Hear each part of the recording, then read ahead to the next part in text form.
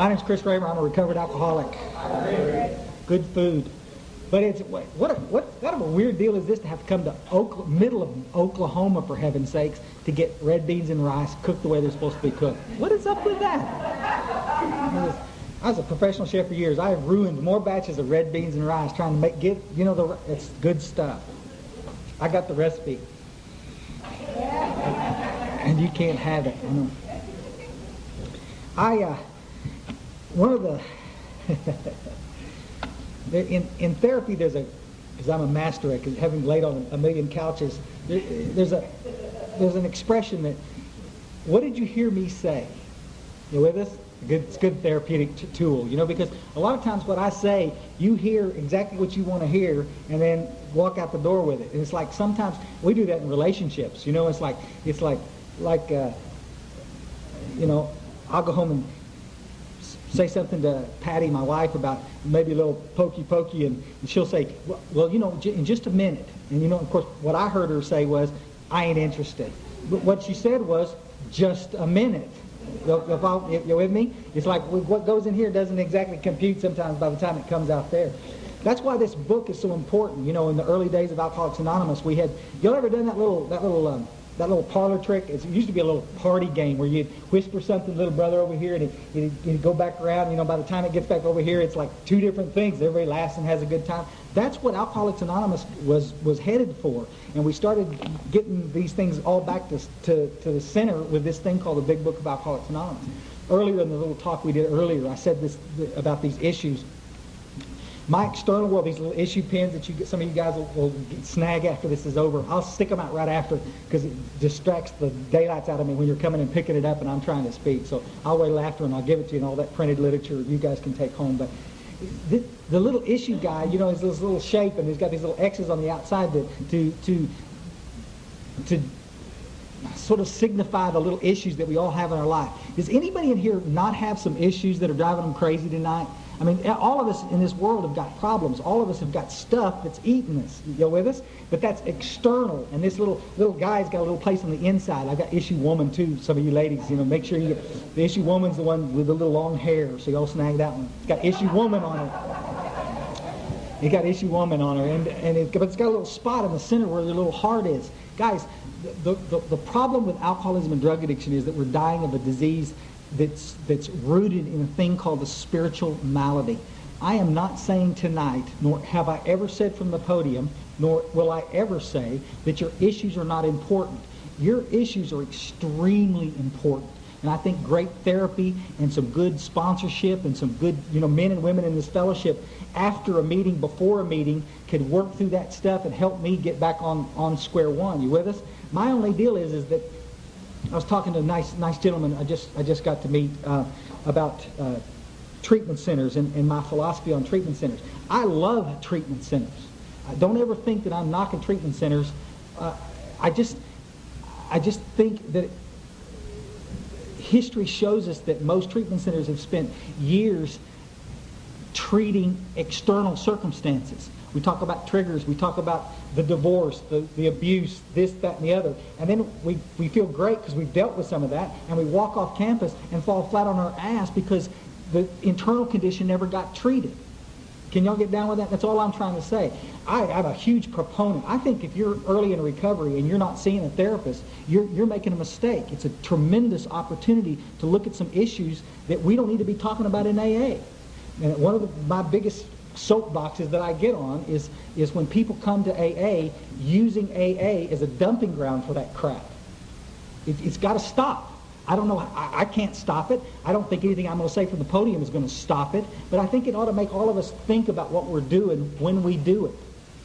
Our primary purpose is to carry the message of hope to the newcomer. Our primary purpose is not to fix that drunk. Can y'all get down with that? If I could fix you, I would have fixed you a long time ago. If I could fix myself, for heaven's sakes, I'd have been well long before 1987. Make sense?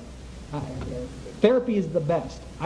In Alcoholics Anonymous, I've said it from a million podiums. I think what we need is a lot more spiritual mentors and a lot fewer junior therapists. I'm going to talk about it some tonight. One of the problems that we have in Alcoholics Anonymous, I got these statistics this week. My friend Cliff sent them to me from Dallas. In Dallas and larger intergroups, Dallas and Houston, they track chip sales. You know, the little Desire chips, 1 month chip, 2 month chips, year chips. They track those sales every year. It's been fascinating. I've got them since '93, and you ought to see the trend in this chip sale business. This is not scientific. I'm not trying to impress anybody here. You certainly can't win any arguments with this, but I think it's an interesting observation. Last year in Dallas, Texas, they sold 19,698 Desire chips. You with us? That was a 9% decrease from the year before, which means we got a lot less people picking up Desire chips, period. But we had nearly 20,000 people picking up a Desire chip. 1 month chips. They only sold 1,582 1 month chips. That's 8%. 1 year chips. I could go down the whole list. I won't take time to do it. 1 year chips. 1,385. Only 7%. Just don't drink. Go to meetings.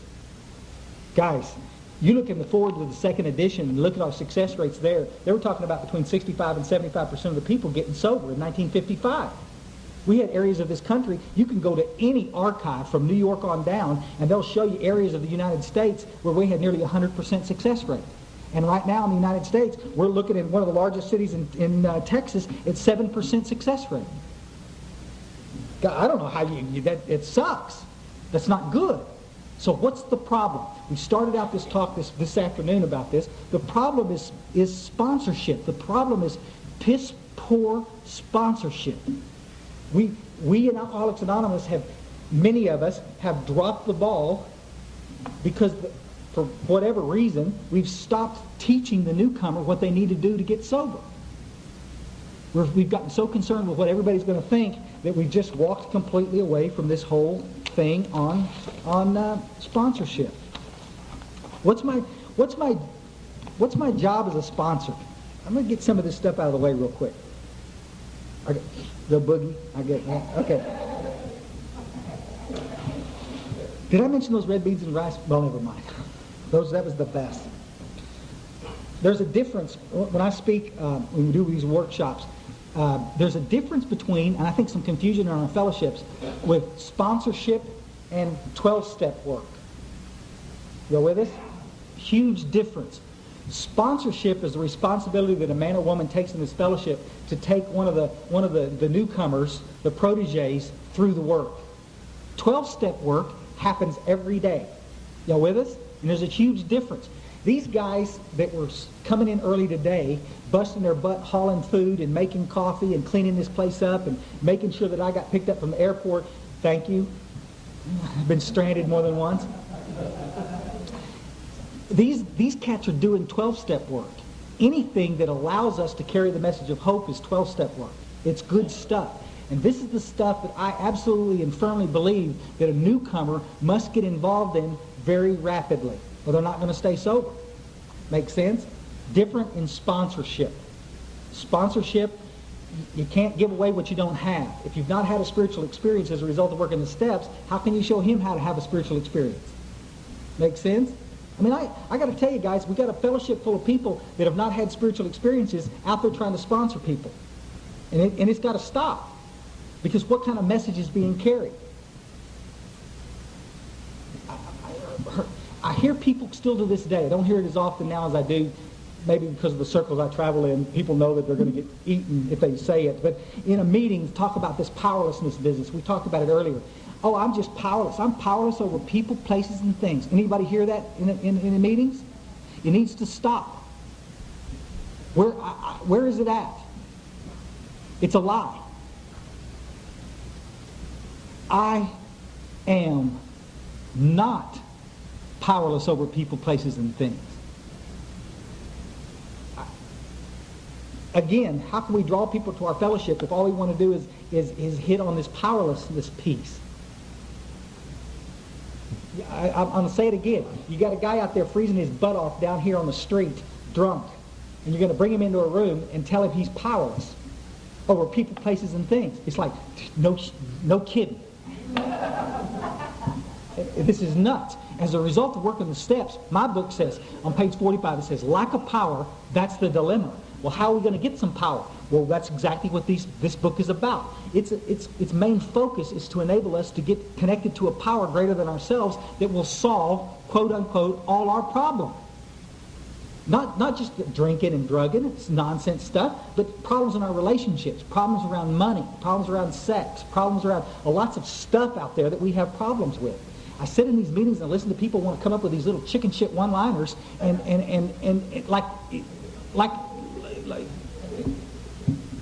think, easy does it. What's this easy does it stuff? Excuse me a minute, but what's this easy does it stuff? You know where it comes from? It's in the chapter in the back of the book. Easy does it. Take it in context, the way the book says it, is talking about in our relationships with our family. Take it easy with your family, buddy. You scalded them for years. Easy does it. But we want to take it out of context. Little guy comes in and he's all excited about the work. I heard this speaker and I'm ready. I want to go do my 4-step. I want to get this done. Hey, buddy, easy does it. Look at the plaque on the wall. Easy does it. Oh, I guess so. Just take your time. Chill out.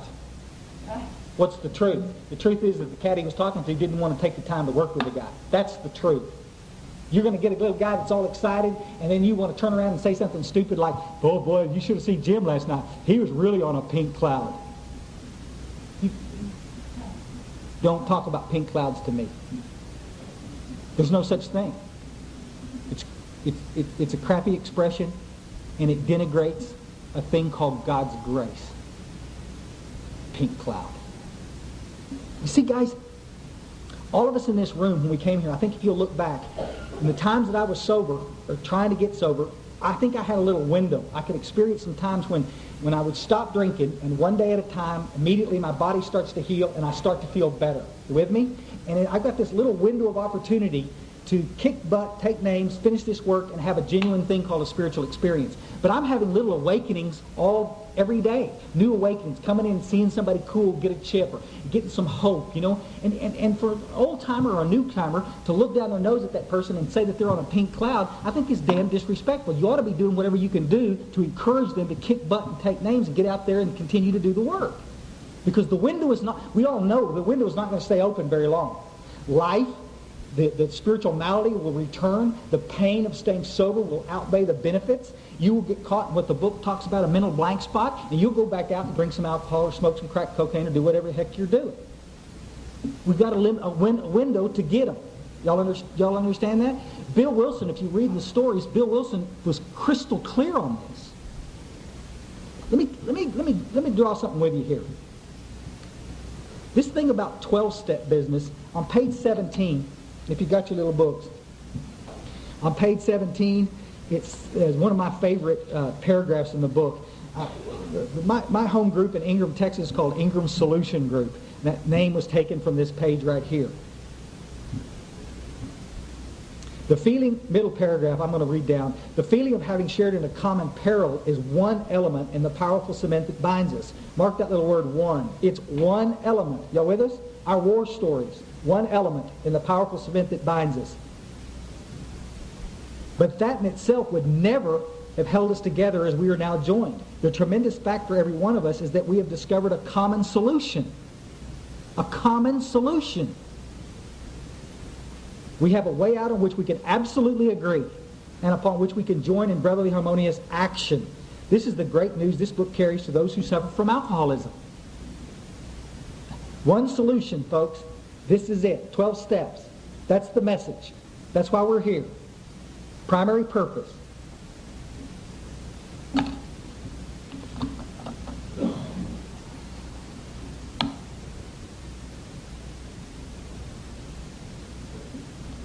We are not here to fix your other problems. God fixes your other problems.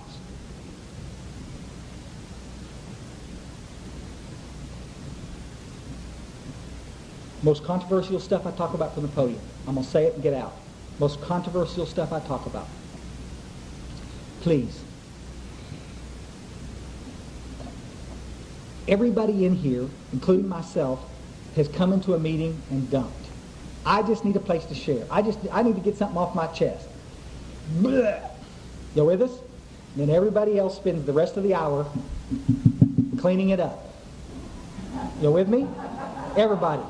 Now then, you'll stick with the analogy. Stick with the analogy. Not very nice after that nice meal, but it's pretty. Do I feel better having just purged? Yes. Much better. Thank you. So what? We're buying into this idea that thing I had to talk about was what was causing me to drink. We talked about it in the first hour we did this. You guys drank and drug when things were going great in your life. You drank and drug when things were going crappy in your life. So why is it that we insist on using our AA meetings as dumping grounds, as junior therapy sessions for our problems? Big Book's got a great line in here. I want to show it to you. On page, I'd written it down, 156, I think. Poot, 159, sorry. I knew it was there. The little gremlins moved it again. Bottom of the page it says, in addition to the casual gatherings, they're talking about the AA meetings in the early days of Alcoholics Anonymous. In addition to these casual gatherings, it became customary to set apart one night a week to be intended for anyone interested in the spiritual way of life. That's an open meeting. Aside from the fellowship and sociability, the prime object was to provide a time and a place where new people might bring their problems. You with us? I think this is a great idea. Why don't we do it? Why don't we put it on the schedules and have one night a week where all the newcomers can come and we can help them with all their little problems? I think it's a stupendous idea. We could call it PM meetings. Pissers and moaners meetings. I think it would be a great idea. But my question to you is, why is it that we have to do it every single meeting? I'll say something I didn't say earlier and I need to say. I don't think the problem is the personalities in this fellowship. I got a lot of cats that want to come talk about this person and that person doing it and this person, that person. The reason they're doing it is because the formats allow them to do it. You with us?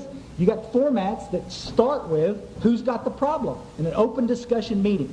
One of the sad things is in the city of Dallas, where I just quoted those statistics from, we got, the low success rates. If you'll also look in the meeting schedules, those meeting schedules, we've got over 1,500 meetings in the Dallas-Fort Worth area a week. You with us? 1,500 meetings a week. That's a lot of dadgum AA meetings. You with us? 98% of those meetings are open discussion meetings. You with me? If you want a literature-based meeting, we've got 25, last count, 25 literature-based meetings in the entire Dallas-Fort Worth Metroplex. So it means if you want to come study about the Big Book and learn how to have a spiritual experience, you've got 25 chances a week to do it. But if you want to go talk about the stupid divorce again, or your kids, or the doctors, or anything else you want to talk about, you've got 1,500 chances a week to do it. That's unbelievable. And we wonder why nobody's getting sober. I'm going to say it again. Do I think that stuff needs to be talked about? Absolutely. Absolutely. That's why we come early before the meeting. That's why we stay late. I guarantee a bunch of us will be up after this meeting down at what was it, Denny's? It's not Denny's here. What is it? Perkins. What the heck? We're going to end up down at the coffee shop talking trash, helping each other, doing whatever we can do. You with us? That's where that's the meeting after the meeting. Let's talk about that stuff. But in the meeting, folks, why can't we change our formats around and do literature-based meetings? The format that we use at home is so simple it's not even funny. In our preamble it says, we are not a dumping ground for your problems. Please feel free to come before and after the meeting if you just need to talk. But while we're here in this meeting, please try to talk about the topic being presented out of the first 164 pages. And of course, and a lot of this stuff applies to our daily life, and we're going to bring some of that into it. It makes for a great meeting, but we're going to stay focused on the solution, folks. We don't have time to mess with this. I'm a firm believer in that.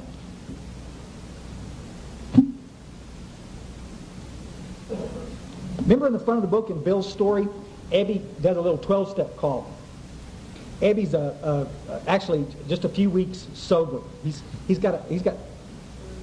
I've seen archival material that refute this. I've never seen it longer than about 3 months of sobriety that this guy's got. He was brand spanking new. A couple of months is the other ones that I see. Ebby was sober. Roland Hazard had given him the message and sponsored him. Roland had gone to Carl Jung, y'all know the story, in the early 30s, trying to get well, couldn't get well, sitting with the foremost psychiatrist trying to get well, right? And he spent a year in psychoanalysis. Comes back to the United States and immediately gets drunk. Surprise, And so he gets loaded. He gets back in touch with Carl Jung, and Carl Jung tells him, it's the stories in the book, buddy, what happened? I just spent a year with you, spending all this time and money, and now I'm not well. I'm still obsessing about alcohol. He said, buddy, what I've been trying to do in you is trying to help you have a thing called a spiritual experience. And he explains what he was trying to do. Ebby gets tied up with the Oxford movement there in New York and has a spiritual experience. Period. You with us? He gets hold of that was Roland Hazard that comes back. He gets in touch with Ebby. And this Ebby, this little skinny guy, the story is that's documented, it's not in the book, but in the archives, he takes Ebby to his house and spends the next 2 weeks working him through the 12 steps. Ebby has a spiritual experience, and then in a couple of months, he goes and finds who? Bill Wilson. Now, you with me? Okay, so in the story, in Bill's story, what does it say? Ebby goes and finds Bill Wilson, and he's in his kitchen, right? And he's sitting down, and Bill Wilson's got his little gin, and he's ready to sit there and listen to this cat. And what does Ebby do? Ebby doesn't go and says, I got God, jams the book of his. We didn't even have a big book then, and he had the Bible with him. He didn't talk about religion. He didn't talk about anything. They shared some war stories. They shared some stories about what was going on in their life. You with me? Okay. And then, I've heard me do this, and then, as they got this identification thing going, and then, any fishermen in here? Y'all know what happens when you get a fisherman and you get a little nibble? You set the hook, right? And that's exactly what Ebby did to Bill. He pulled on that son of a gun and told him about God. You with us?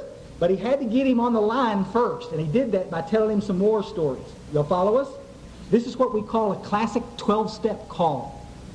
Classic 12-step call. New guy, doesn't understand what's going on. Ebby, pretty cool.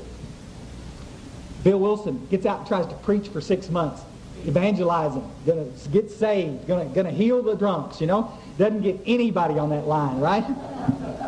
He's in Akron, Ohio, right, in a business deal with Don Sauer, and he ends up, because of the circumstances with Dr. Bob. He sits there in that little guest house of Dr. Bob's, and the first thing he does with Dr. Bob is he starts sharing some war stories. He starts telling him about his life and about how tough it was. He couldn't stop drinking, and this is what happened to him. You with us? He starts going, and then with it, click, click, click, click, click, and he sets the hook, and he tells him it's about God. You with us? Dr. Bob eventually, after one more little relapsey poo, decides that he wants this deal, gets involved, works the steps in a couple of weeks, gets sober. You with me? They go find alcoholic number 3 in Towns Hospital. They go catch this guy, Bill Dodson, the AA number 3. He's a lawyer. And they go snag his butt. What is the first thing they do? Guy's in the bed. The classic picture? There it is right there on the wall like that. Bill Wilson, Dr. Bob, and Bill D. sitting on the bed, right? What's he do? They tell him some war stories. Boy, you guys really know what you're talking about here. I see that you know where I'm coming from. Click, click, click, click, click, click. They set the hook, and then they tell them about God. They tell them about the steps. You with us? Classic 12-step calls. With me? No, you're not. No, you're not. So we got an AA meeting going here, right, guys? Tuesday night, open discussion. Newcomer walks in. You with us? Newcomer, we've seen him up here 1,000 times, in and out, picking up chips. Hey, John, how you doing? Same stuff. We've seen him 1,000 times. You with us? Oh, we got a new guy in here, John. He's not new. He's been around the fellowship for years. So what are we going to do? We're going to bore him to tears. I'm working on the cussing, guys. Give me a break. We're going to bore him to tears, telling him some more war stories. You with us? Stop it. We've already got him hooked. He's here. Let's share some hope with the cat. Huge difference. 12-step calls were intended to be made. This format, war story, solution was formatted to get somebody that was brand new in the fellowship. Somebody that's been in the fellowship is having trouble staying sober. You need to raise the bottom up a little bit, guys. You need to stop talking to him like he's a brand new newcomer, and you need to start giving him some hope. We are killing people in this fellowship, and this is one of the worst things that we do with the guys we sponsor. We don't explain this to them. People come into these meetings and they want to start telling their war stories. Here's the deal. You got this professional woman up here, right? I've been picking on her all night. I'll just keep doing it. So the room's full of you. You're professional women. And you come in, you're all busted up, you don't feel good, and you're detoxing, and somebody referred you to Alcoholics Anonymous. You with me? So you're here, right? So the first thing that we want to do, you know about AA, but here. First thing we do is, well, we got a first step meeting going here. We got a newcomer, so let's all go around and tell our stories. Unbelievable. Unbelievable. It's great. That's great. So we start over on this side of the room. Y'all heard me do this 1,000 times. Start on this side of the room, and he tells about his DWI. This guy says, well, you think that's something? I had 3 DWIs. You with us? This guy, old Chriso back up there. I not only had 3 DWIs, I shot 2 people. And it becomes obvious to the newcomer, because it happened to me, that what we're trying to do is just outdo each other. You with us? By the time we all get over here, we got a mass murdering, child molesting marauder over here, you know, and it's like, oh, this is great. And I'm listening to this stuff, and I'm listening to check. I'm standing up in front of the deal telling you about my dumpster days, right? And she's saying, you know, God, never had a DWI. I've never eaten out of a dumpster. I've never robbed a liquor store. I have not, nor do I plan on chopping anybody up. Check, check, check. I am not one of you. That's why we have a tough time with professionals in these fellowships. That's why we have an almost impossible time keeping young adults in these fellowships. Because we've got too many people that believe the only message we've got is our stories. The book said on page 17, we got one element of the cement is the story. All right? We've heard your story. Now can we go to the solution? You know why you want to stay on the story so much? Because you don't have the solution yet. It drives me crazy when we come into the meetings and all we want to do is talk about the problem. The cats come into my hospital and I ask them point blank, I said, buddy, you said you went to AA, how come you didn't stick? It's worked for gazillions of us, walked in the door, got sober, how come it didn't work for you? I could not stand the whining in the meetings and the war stories. And we're not supposed to be doing either one of them in our meetings. What is wrong with carrying the message of hope like the book outlined? What is wrong with talking about the spiritual experience? You guys come up after those meetings by the hundreds and buttonhole me up against a corner. What, do you think every AA meeting ought to be a pep rally? Absolutely. Absolutely. You read the archives and what those early meetings were about. They brought the Bible in there. They sang hymns. They bore witness to God's power. Isn't that what the third step prayer asks us to do? Third step prayer asks us to bear witness to God's power. Has God made your life at all easier today as a result of being sober? Even in a small way. You may still have bills and trouble at home and all this, but is there anything good that you can be grateful about? Do you think it'd be too much trouble to share that with a poor newcomer that has walked in the door absolutely hopeless? Or do you think it's your God-given right to sit here and piss and moan about your... I'm fixing to speak in tongues. I got to stop.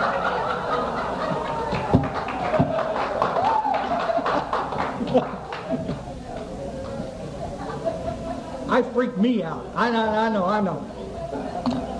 Somewhere along the line, though, we've got this idea that we can come into AA and share anything we want. And that is just, I don't know where it came from, but that is not the truth. We have a job. We have absolute marching orders right here. Show the newcomer. Give him some hope. Because isn't that what we're selling here? Isn't that what we're trying to convey to the newcomer? Guys, I'm going to tell you something. I came in to Alcoholics Anonymous in 1987. I'm committed with the rest of those pills at home and a stashed bottle of booze to finish the job. And I walked in that room, and as God would have it, I landed in a room full of people that loved me enough to tell me the truth and to share hope with me. There's no chapter in the back of this book called Into Scare. Y'all with us?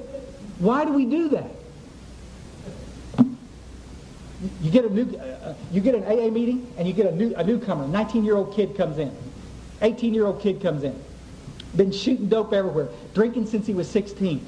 the real McCoy. I mean, I'm talking about the real McCoy. And he comes in, he sits in this meeting, and you got some idiot says, buddy, you don't want to end up like me, do you? I mean, I know your heart's in the right place, but I mean, could you just think about it and try to come up with something a little more stupid to say? Do you think that for a second that the kid is going to believe that he will ever become like us? I didn't believe any of those stupid war stories. The book said on page 24, the page that we were on earlier, get my glasses on straight. The book says on page 24, after we were talking about that power of choice, that us not having the power of choice, the almost certain consequences that follow taking even a glass of beer do not crowd into your mind to deter us. If these thoughts occur, which tells me they may not, they are hazy and readily supplanted with the old threadbare idea that this time we're going to handle ourselves like other people. There is the complete failure of the kind of defense that keeps one from putting his hand on a hot stove. You with us? Guys, I know we need to keep our experience alive in our head. I don't want to ever forget the desperation I felt that night, that Thursday night when I tried to commit suicide. I don't want to ever forget how much I hurt. But you know, when I walked into that room the next day, November 13th, Friday the 13th, 1987, the hideous four horsemen were on my ass. Terror, bewilderment, frustration, and despair were breathing down my neck. I didn't need any more of your scary stories. I knew I was going to die. I needed some hope. I needed some hope. I needed somebody to tell me that I could wake up within a few days and have the obsession to drink lifted from me. I needed to know that I wouldn't have to spend the rest of my life keeping myself white knuckle away from alcohol. But for 7 years, nobody bothered to tell me that. Well, you know, one day at a time, it's not easy.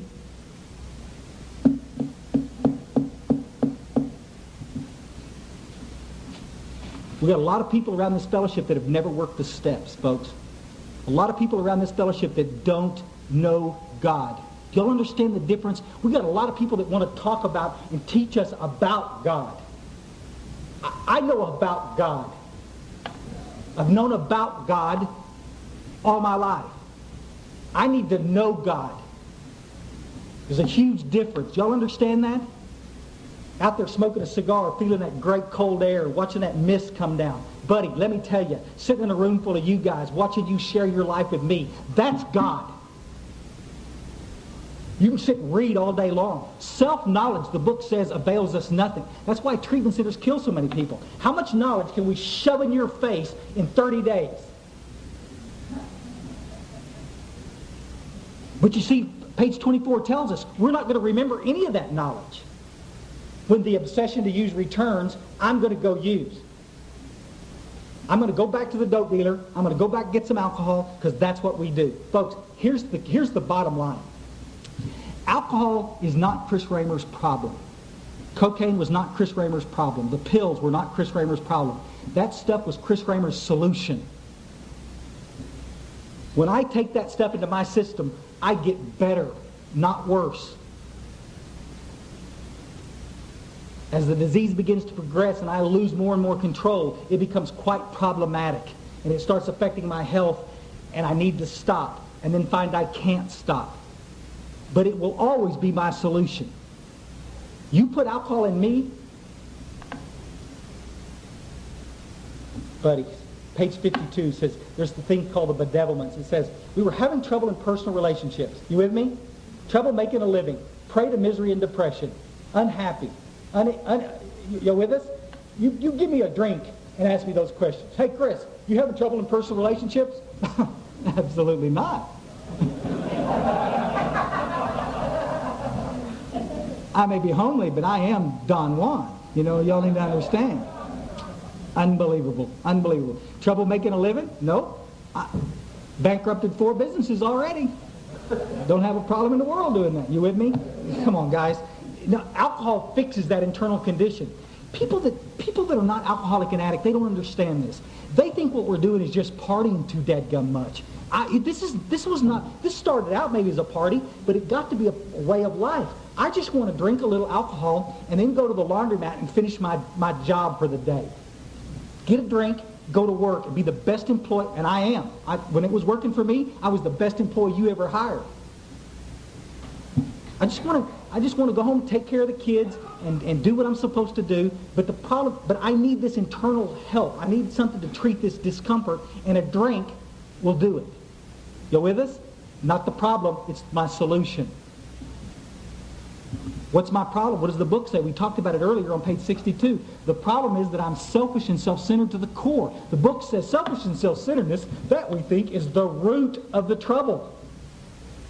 The root of the trouble. Not mommy and daddy, not the molestation, not Vietnam, not the alcohol, not the cocaine. Selfish and self-centeredness is what's killing me. And I got to get out of myself. That's why in the third step prayer, what did it say? God, relieve me of the bondage of alcohol. Is that what the third step prayer says? No. It says, relieve me of the bondage of self. I'm the most selfish, self-centered. We're like ingrown hairs, all of us. You know, we're just all turned in on ourselves, you know? And it's all about me, you know? It's all about me. Somebody passes a memo in the office and I don't get one, I know I'm going to be fired. It's all about me, you know? Somebody said in a meeting the other night, says, God, I can't even watch football anymore. Every time they go in a huddle, I think they're talking about me. It's like, I can relate to that. I can relate to that. But I'm around AA for 7 years, and nobody will tell me that selfish and self-centeredness is the root of the trouble. I'm in therapy for 10 years. Nobody will say it's selfish and self-centered. They want to talk nonstop about my drama. And I got some drama. Thank God for the therapy that helped me get through that. But the steps are what got me connected to God. The steps are what got me past, all of that stuff. Selfish and self-centeredness is the root of the problem. So when a newcomer comes to the room, back to sponsorship, if I'm sponsoring you, you're going to sit here for about 10 minutes while I find you a job. Because unless I find you a job, you ain't staying in this fellowship. You're going to sit back against the wall and become so uncomfortable you can't stand it, and then you're going to find an excuse. It's the smoke. There's too many smokers down there. Unbelievable. They just pulled us out of our freaking crack house, right? But we're complaining about the smoke. I mean, really, it's real stupid. He cursed from the podium. I just can't be around that cursing. What do you mean? You're cheating on your wife, you're cheating at the job, you've screwed everybody around you, and you're going to come in and complain about somebody cut? What's the truth? I understand, but what's going on? What's going on is the internal conditions starting to get uncomfortable again, and we're coming apart at the seams. The guy, Chris and mine's buddy from Lake Charles, at 18 years sober, that committed suicide. What was going on with him? Come on, guys, what is suicide? I mean, suicide is the most selfish, self-centered thing you can do. Everybody wants to talk about depression. I understand it. It's selfish and self-centeredness to the 1000th power.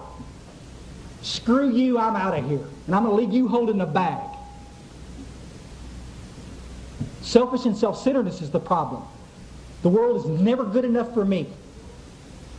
And I got to get to a place. How can I overcome that? The book says you've got to have God's power to overcome that. So what do? I put one foot in front of the other and become, what was the 12 steps? Having had a spiritual awakening as a result of the steps, Bill Wilson understood it. Unless I give this away, I'm not going to be able to keep it. That's why we see guys come out of our hospital, and we've got a great success rate there. A lot of them stay sober for 3 months.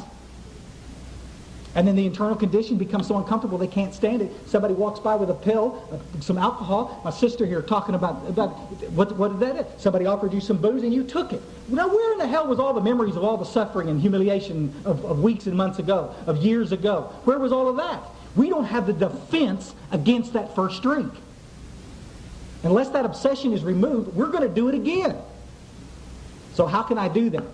We're going to have the spiritual experience. How can I stay in that spiritual experience? How can I continue to stay in that position of neutrality, safe and protected? Work with others. We kill alcoholics by the thousands in AA today by telling them to take their time. We kill them by telling them, you haven't been sober long enough to do that. Can't chair a meeting till you've been sober 2 years. Screw you. Who in the hell do you think you are? All of us. Can't sponsor anybody till you've been sober 2 years. Excuse me? Something magical about 2 years that makes it okay for me to go work with others? Buddy, I tell you, I know guys all over this country that with 6 months of sobriety that I would send my 16-year-old son to today to do the work with, because I have watched them have barn-burning spiritual experiences, and I know that they know how to have one. And I've watched geezers around this fellowship 20 years plus, bone powder dry, hating everybody, believing they know something. Sorry. Early days of Alcoholics Anonymous, folks. Bill Wilson, Dr. Bob, they didn't wait around. Thank God they didn't have that rationale behind them. Well, we got to sit here 2 years before we can go find alcoholic number 3. Not them. Buddies, you know, we'd be dead here. All of us in this room would be dead if we'd waited for that nonsense. All the guys in AA in the early days of Alcoholics Anonymous, folks, worked the steps within a few months at the most. All of them did. You had to do a third step prayer before they would even take you to a meeting. Because what the hell did you have to offer? Nothing but the disease. They would jam you through the work, get you past that stuff so that you could come in and help us in the trench, help other people stay sober. That's why we had so many people in the early days of Alcoholics Anonymous getting well. You got to give in order to receive. Make sense? Those old timers, folks, they got me when I first got that fellowship. They said, Chris, listen, buddy, we don't want to be rough with you here, but you need to understand it. Old Bill looked over his glasses like this and pulled them down like this, looking right over like I'm doing to you guys. He said, Chris, you've been a taker all your life. He says, when are you going to be a giver? When are you going to, for nothing, for free and for fun, when are you going to give? How could I help anybody else? I can't even help myself. Big V. Big V. You know, marked victim. Well, the next pen I'm going to do is Victim Man. That's going to be a good pen, you know. It's like this.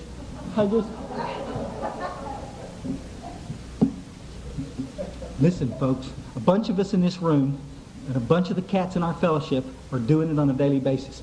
They've learned to manipulate the system. Being a victim is a very convenient thing to do. Very convenient. I can manipulate you to do anything with a good, sad story. You with me? I did it for years. You wouldn't go to bed with me, would you? No. 20 of the healthiest women in the place would say, yeah, I'd die first. You follow what I'm saying? But I'd find the one woman in the place. Well, but of course. Yeah. That's the ticket. And I didn't have to do nothing but shed a few tears and look pathetic.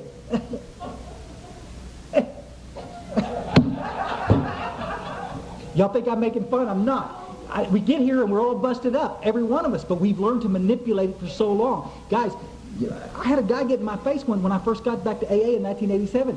He said, Chris, you're not sharing anything in meetings. He says, that was one of the things that my sponsor said. You will share in meetings.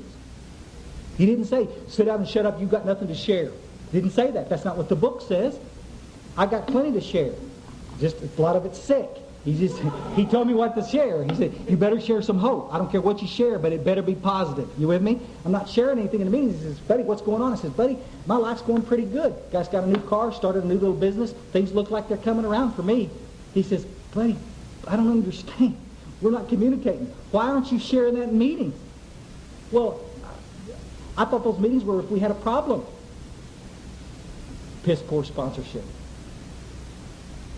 Meetings are places to go try to help other people have a better day. If you're having a crappy day, you come down to this club, and I can assure you within 10 minutes you'll find somebody that's having a much crappier day. If you can share a few things with him and encourage him, maybe just get him a cup of coffee, hold his little neck for a few minutes.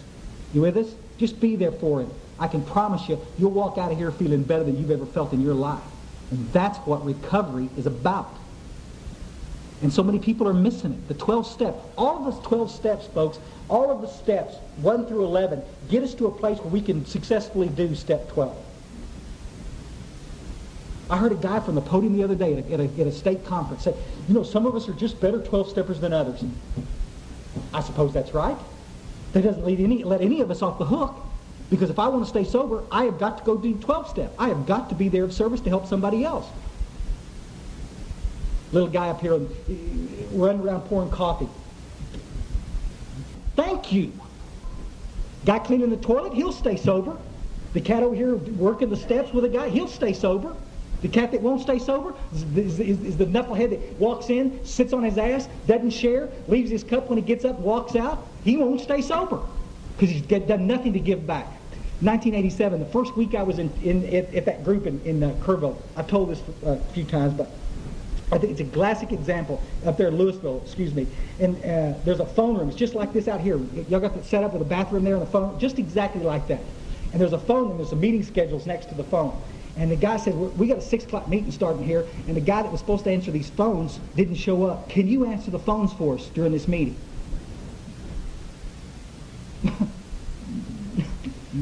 No, I can't. I came here for an AA meeting. I ain't going to answer your stupid phone. I'm 3 days sober. Chris, buddy, we ain't got anybody else. We got this thing going. Could you do it? We want you to... No. Phone rings. Ding, ding, ding, ding. He's sitting there like this. Phone's ringing. Ring, ring, ring, ring.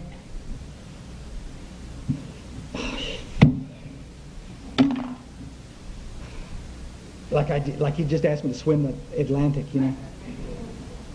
Answer the phone, Chris. Well, what do I say? What do I do? Good question. Answer it. Louisville girl. Shit. Louisville group. It's this lady, Al-Anon lady. Husband's drinking. She wants to come to an Al-Anon meeting. She wants an Al-Anon meeting. We got one right after this meeting, 7:30. 7:30, got to meet. Talking to this lady and realized that I know her. I used to drink with her husband. Their house was right behind the...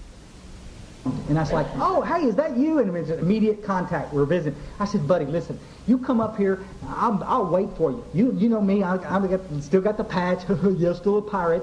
You know, and I said, as I'll be there. I'm going to wait out on the front porch for you, and I'll be there, right? And it's like, and I hung up the phone, you know, and the guy sat there and says, buddy, well done. Well done. And they went to the 6 o'clock meeting. I'm going to tell you something, folks. I walked around that club like like big shot, you know? Stand a little taller, act a little better. Out there on the porch when she got there, showed her the room. This is the Al-Anon room. Ladies, I want to introduce you like this. Showed her where the literature was, the bathroom, got her a cup of coffee. Anything else? No? Good. I'll see you later. Left, I'm going to tell you something. Walked out of that goddamn club, and I'm going to tell you, I felt better than I had felt in years. All the therapy in the world didn't get me to that place. Y'all understand that? I answered the stupid phone. I didn't bring anybody to Jesus, folks. I didn't go make any life changes for anybody. I just did my little part that I was asked to do. And instantly, my attitude towards this thing called Alcoholics Anonymous shifted. We are a fellowship of men and women in action, folks. Book says shoulder to shoulder. Shoulder to shoulder. Every single one of us in this room are needed to help that newcomer get sober and stay sober. God's going to use every single one of us in this room. The only problem for us, figure out what that message is, to figure out what we're supposed to be doing. Find you a job. And that, I believe, is the key job of a sponsor. To help that newcomer get engaged as quick as possible so that they will stay in this fellowship. How many times have you sat in a meeting and heard a newcomer share something that just blew you out of the water? Shared something from the heart that just busted you open wide. That's God, folks. That's what this is about. Every single one of us are going to be used by this thing we call God.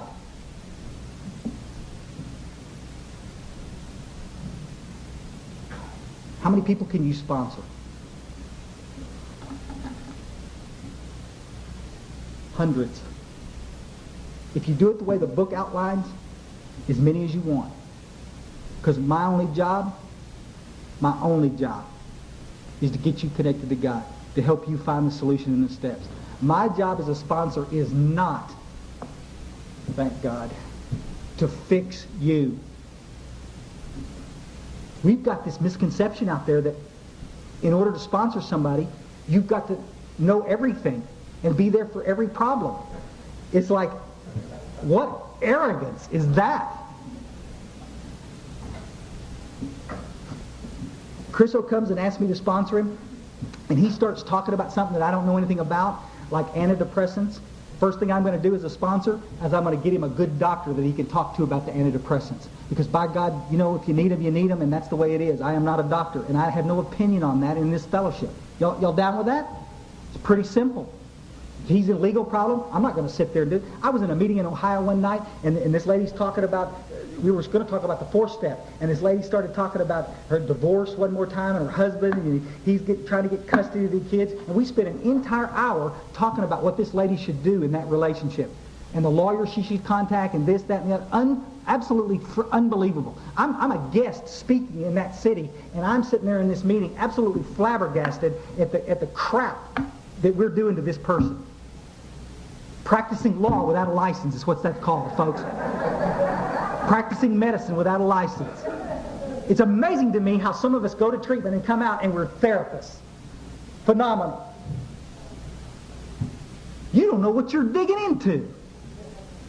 You got cats that were molested, you got cats with PTSD, you got cats with mental disorders, you got all kinds of stuff out there that you don't know nothing about. And you think it's your God-given right because you're sober a few days to fix that problem. No, it's not. It's not. I have a resource book that I keep with me all the time. And it's a resource book of therapists and doctors and lawyers and professional counselors. I get a guy that I'm sponsoring, he's going through some stuff around Vietnam. I'll send him to that therapist so that person can help him get past that stuff professionally. It's not my responsibility to fix that alcoholic and addict. I'm not a marriage counselor. I'm not your financial guide. If you want to take on all these problems, go ahead. And after you sponsor about 3 people, you'll be so exhausted you can't stand it. I hear people all the time, I'm going through burnout. I'm just working with too many people. No, you're not. You're just doing it incorrectly.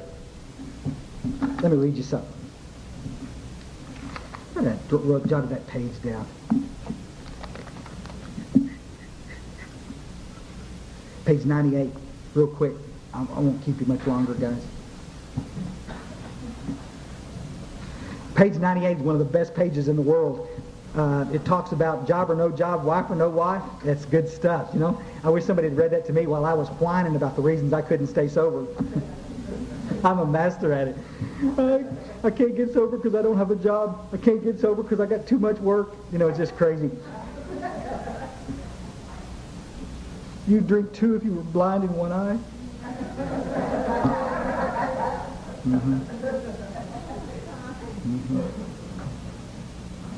It's not a matter, first paragraph, it's not a matter of giving that's the question, but when and how to give.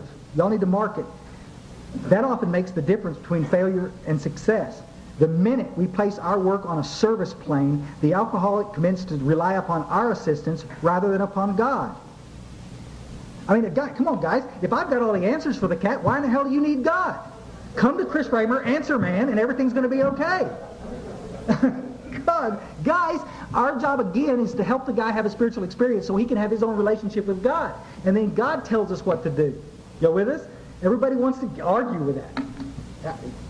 I don't know what job you're supposed to have. Can y'all get down with that? The therapist doesn't know what job you're supposed to have. I don't know if you're supposed to stay in that relationship or not. The therapist doesn't know. 1972, 73, my dad was in treatment in Dallas, Texas. Went through a short stay up there, and we went to Family Week, and we're listening to this stuff, and the therapist told him right in front of us, he says, you need to divorce that wife of yours. That's why you're drinking. What did Pops do? Pops went and divorced the wife. You with us? He didn't like her anyway. What the heck? It probably needed to happen anyway. But the point I'm trying to make is, it didn't stop anything because Pops kept drinking. Y'all with us? That's what we're looking for, somebody to tell us what to do. What we need to understand is the whole purpose of this is to get to a place where God will tell us what to do. What is God's will in my life? What am I supposed to do, folks? I'm going to tell you something.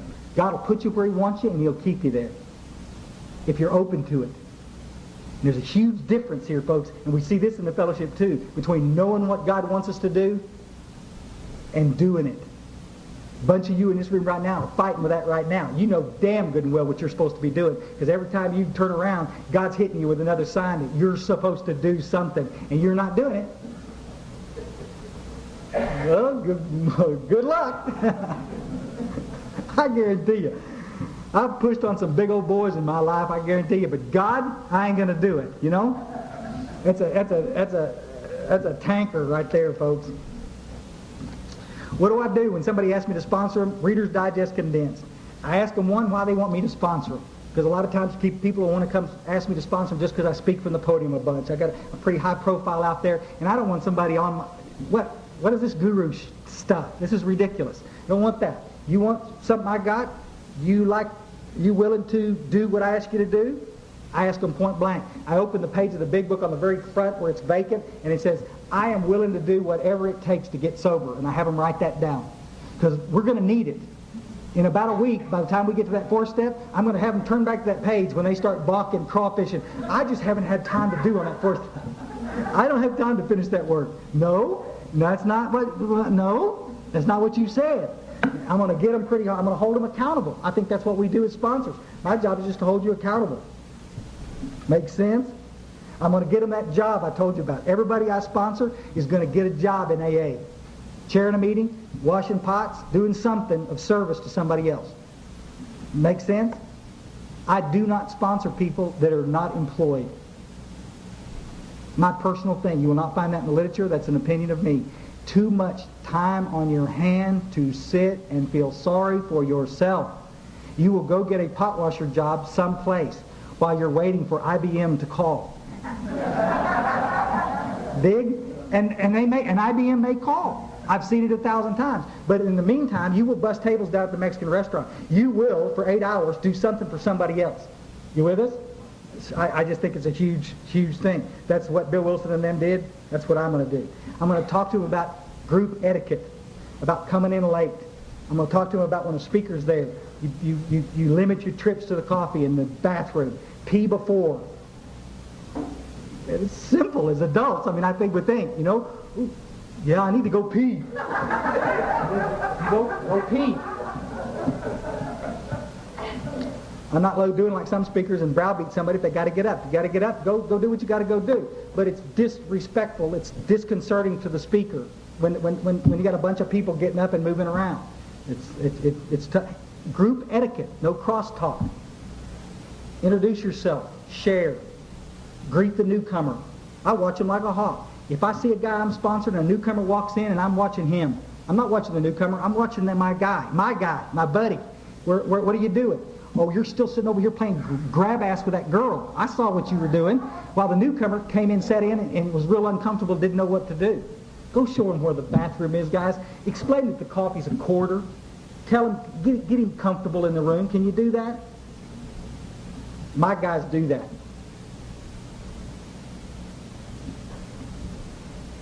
I don't tell them not to cuss from the podium.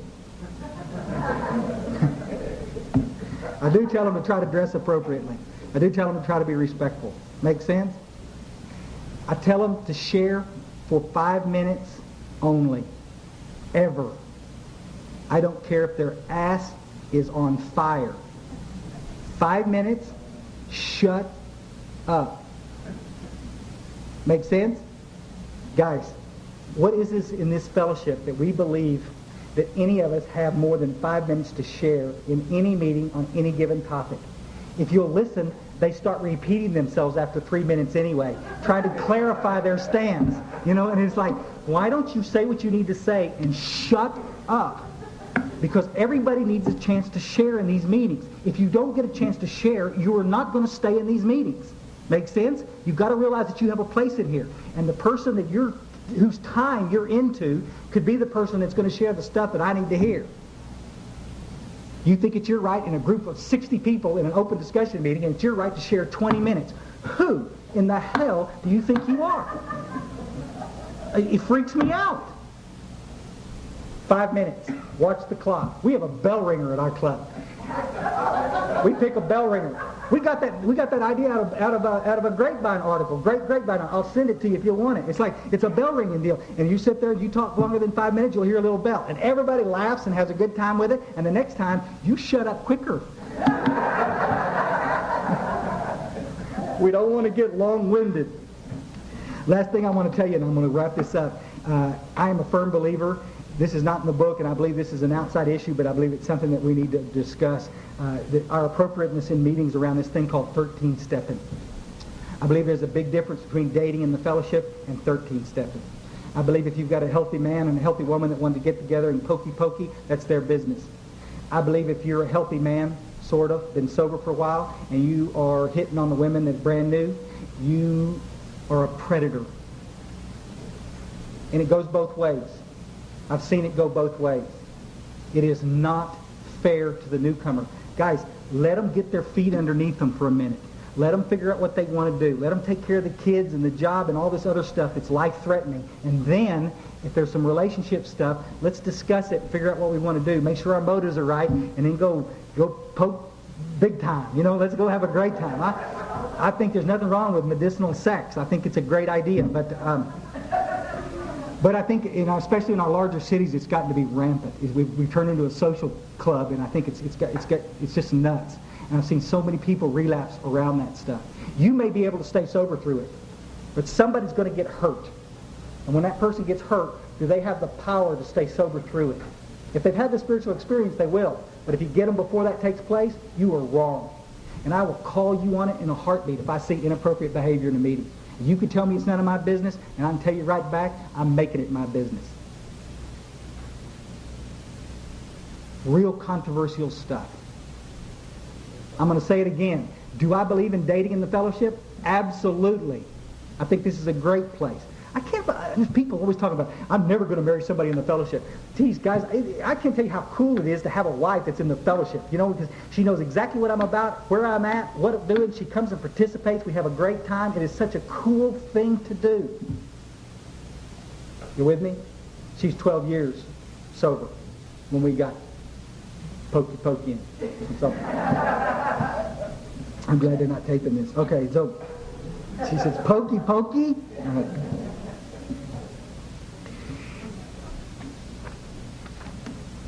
Two quick things. In Alcoholics Anonymous, in our other sister fellowships, Narcotics Anonymous and Cocaine Anonymous, I got to tell you something, folks. The idea, of course, is that we get taken to a place of neutrality. The 10th step promises, I would be lax if I didn't read these. Everybody I sponsor, I make sure that they get to read these right off the bat.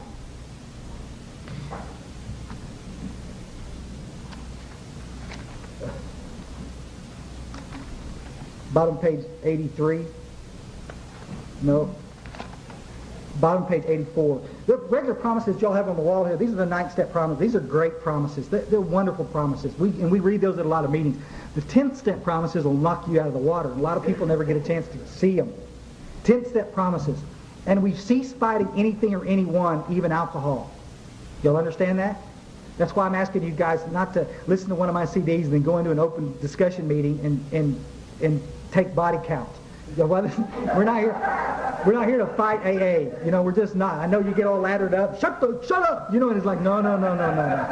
We don't do that nonsense. We don't do that. When it's your turn to share, you get to share your good stuff. But in the meantime, we ain't going to take hostages in here. We've ceased fighting anything or anyone, even alcohol. Y'all with us? So much for this idea of keeping on guard around alcohol, huh? Because we've ceased fighting it. For this time, sanity will have returned. We are seldom interested in liquor. If tempted, we recoil from it like a hot flame. It says we react sanely and normally, and we will find that this happens automatically. We will see that our new attitude towards liquor has been given us without any thought or effort on our part. It just comes. So much for relapse prevention, huh? That's the miracle of it. We're not fighting it, neither are we avoiding temptation. We feel as though we've been placed in a position of neutrality, safe and protected. We've not even sworn off. Instead, the problem has been removed. It does not exist for us. We are neither cocky nor we are afraid. This is our experience. This is how we react so long as we keep in fit spiritual condition. You with us? It means if you're working the steps, folks, and you're not in fit spiritual condition and you're feeling funky, stay out of the gambling casino. If you're just not in a good spot, don't go. But guys, let me tell you something. You're going to tell me that in sobriety I can't go gamble. What the heck? You're going to tell me I got to stay out of the dance halls? What am I going to do with my love of music? Live music, love it. Country western. Guys, jazz. How could I go into a jazz club? There ain't a jazz club that doesn't serve liquor. How am I going to go there? Well, you're not. You're in recovery. I'm not. I'm a recovered alcoholic, buddy, and I can come and go as I please on this earth. I am a free man. That's the miracle of this thing called recovery, folks. That's the message that we need to carry to the newcomer. You are not a prisoner of this fellowship or alcoholism anymore, as long as we keep in fit spiritual condition. How do we do that? We work with others. We help others. Folks, I got to tell you, this would be a pretty crappy program if all we had to do was offer you a fellowship that would keep you sober when things are going good. Because I got to tell you, things are not going good for some of us. And some of us are going to walk into some tough times in the years to come. My book just said that I can stay sober and walk through that stuff with grace and dignity. Just heard some great stories from one of my sisters in this fellowship. Bless her heart.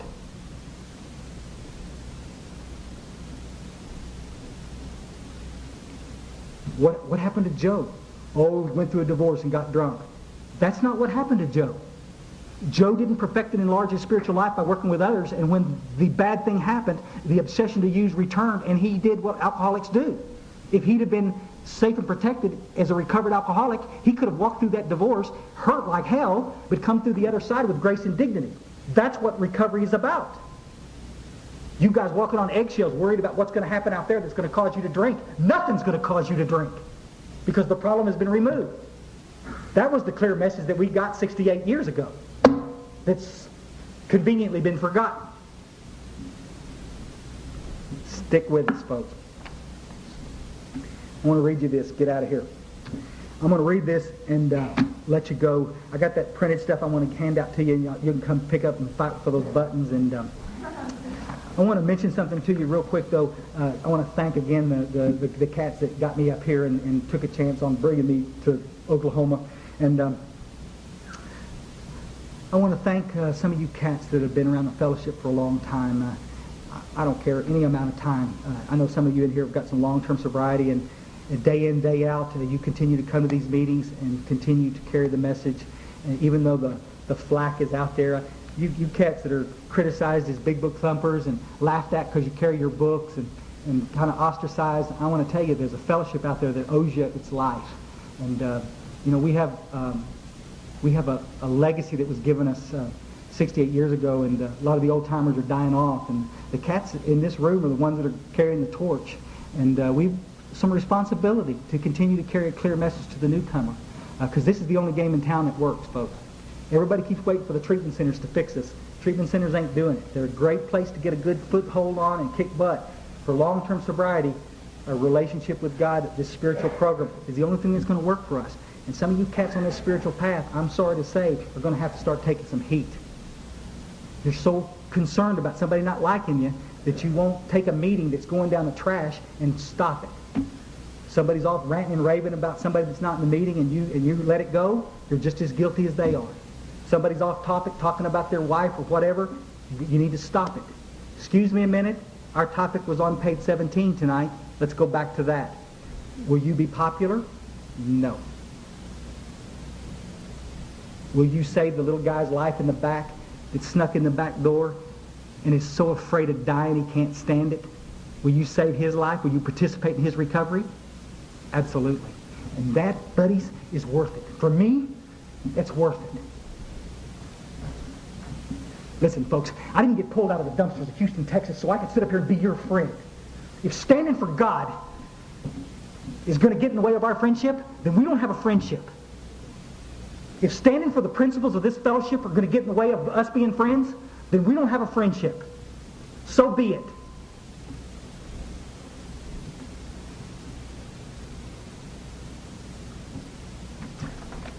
Sometimes I read this from the podium. Somebody sent it to me email. Email's great. Great story. It says a drunk fell in the hole. Some of y'all may have heard it. Great apropos for this group and this discussion about sponsorship and about 12-stepping. A drunk fell in a hole and couldn't get out.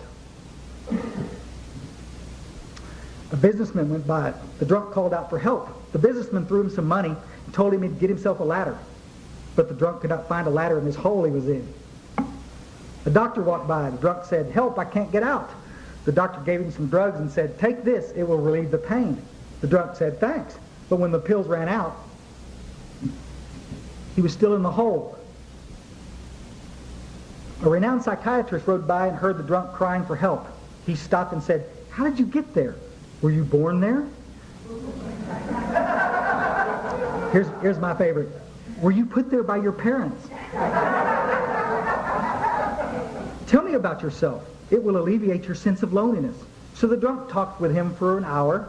Then the psychiatrist had to leave, but he said he'd be back next week. The drunk thanked him, but he's still in the hole. A priest came by and the drunk called for help. The priest gave him a Bible and said, "I'll say a prayer for you." He got down on his knees and prayed for the drunk and then left. The drunk was very grateful. He read the Bible. He's still in the hole. The recovered alcoholic happened to be passing by and the drunk cried out, "Hey, help me, I'm stuck in this hole." Right away, the recovered alcoholic jumped in the hole with him. The drunk said, "What are you doing? Now we're both stuck here." But the recovered alcoholic said, "It's okay. I've been here before. I know the way out."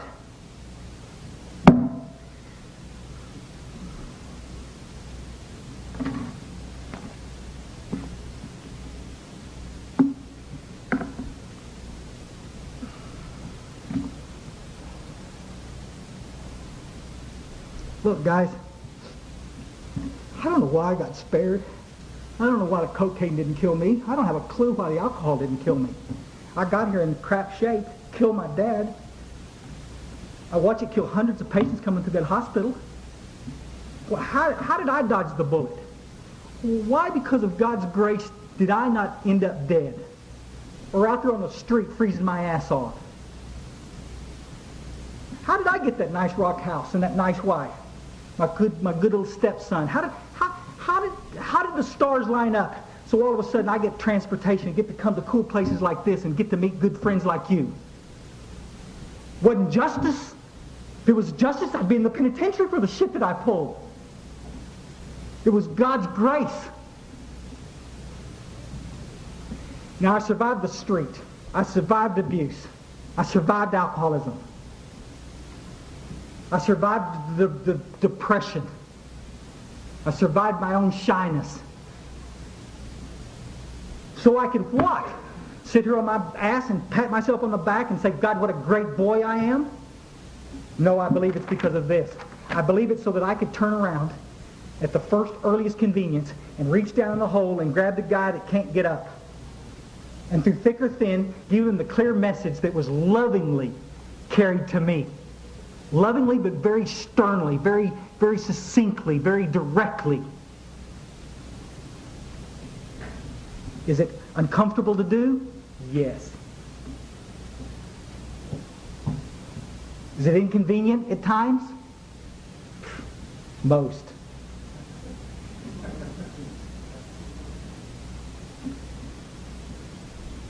Do I believe that God has got more for me than I ever could imagine for myself? Already proved it in the 16 years I've been sober. Can't imagine what's coming up next year. Can't imagine what's going to come up. All I know is if I stay on the firing line of life and continue to carry the message as the book is outlined, I will get to experience that. And if it's God's will for me to die tomorrow, I will have died the happiest person on earth. There's a line in the book that says, "We were unhappy." And that was me all my life. Drinking or not drinking, I was unhappy. And I can honestly tell you today, I am happy. And I have a sense of purpose. Nobody can help that guy get out of the hole except somebody that's been in that hole. Nobody. Nobody understands the abuse unless you've been abused. Nobody understands what it's like to be on a reservation unless you've been on a reservation. Nobody understands Vietnam unless you've been to Vietnam. We've been given a gift. Let's don't louse it up. Y'all with us? Bless you. Thank you. See ya.